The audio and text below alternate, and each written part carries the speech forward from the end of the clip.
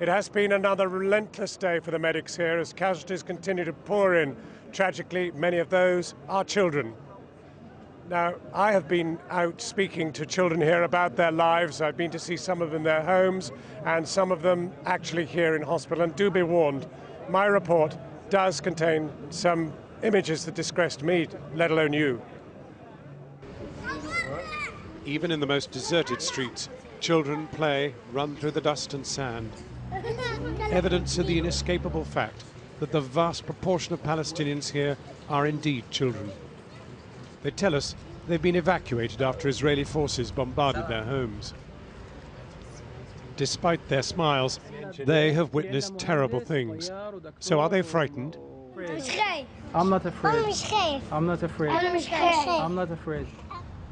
Our own translator is afraid. His family is stranded far south of here in Al Najjar, cut off from where we are in Gaza City. He cannot reach them, they cannot reach him, and last night their neighborhood was hit and ambulances removed the injured. My kids are crying and my wife is crying and I can barely hear their voices with explosion in the background. And last night my daughter told me, "Dad, tell me I'm not gonna die." 6 years old girl asked her father to not die. Then this afternoon he learned 17 people in his wife's area had been killed by renewed shelling and ground fighting. His family has survived. All he can do is to listen to their wailing on the phone. It's right here to Shiva Hospital where the children who are hit are rushed. 10-year-old Anwar has shrapnel wounds and a deep burn on his thigh. He tells us relatives were killed in the attack.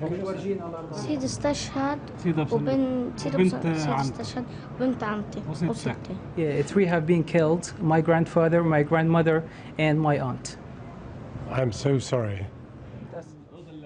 Naima is just 2.5 years old. She was caught in a missile attack from an F-16. She has a broken nose and a fractured skull. She hasn't spoken a word. She is in deep shock. And this is 7-year-old Noradine, grievously injured in an F-16 missile attack in which 45 others were injured. Her mother says many were children. 2 were killed. 7-year-old Maha suffered serious injuries in an artillery bombardment that killed 8 and wounded 7 others. She is apparently the necessary collateral to Israel's claim to be attacking militants.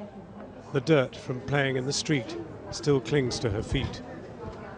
In the emergency ward downstairs, 10-year-old Ahmad has just come in with head injuries back and front. 20 other children were wounded with him. Finally, Shahid, injured in the same attack. Again, head injuries from shrapnel. The director of the emergency ward is in despair. Innocent people, all that which we receive here, innocent people, it's all of them civilians. Why?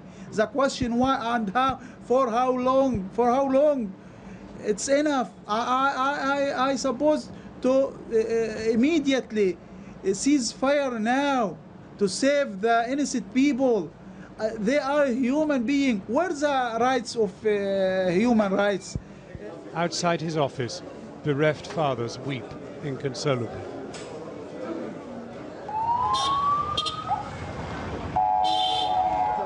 And at the entrance, a wounded mother is delivered by private van and bundled into the hospital.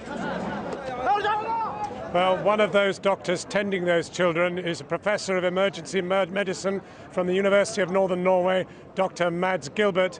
Dr. Gilbert, what do you now know of the latest death toll amongst children, and particularly the injuries? Well, we know that the last 24 hours, 6 more children have been killed and 100 more injured, bringing the total of killed children to 166 and the number of injured children to 1,310. Total number of killed, including adults, it's 695, and total number of injured, 4,519. And the number and the fraction of children is unusually high in this material, meaning that the Israelis are relentlessly killing children and injuring children. Well, now, the issue that I want to know is the survivability of many of these wounded children, because we were in the ward with many of them this afternoon, and some were really too injured to film. I mean, what do they face? Well, they face severe complications from the primary injury. Many of these children have complicated operation. I mean, Shifa has 250 surgeons, and we work around the clock. But many of these multi-trauma patients, they require an extremely high-level, university-level hospital competence, and Shifa is drained of resources. We don't have everything we need. Most of these multi-trauma patients should have been evacuated out of Gaza to have proper treatment. But I gather, in particular, pain control is devastatingly short. Absolutely, and we lack epidural catheters, local anesthetics, and so on, and I think that the total care, I mean, Shifa Hospital is doing everything they can for the children, yet the siege has caused the hospital to be so drained of resources and supplies that we cannot offer what these children should deserve, and of course many of them will die due to complications. So what relief could there be? Well, stop the bombing, lift the siege, and let this be an open place where international medical teams could come in and tend to the wounded. It's enough now. Stop the killing of children. Right, on that note, thank you very much.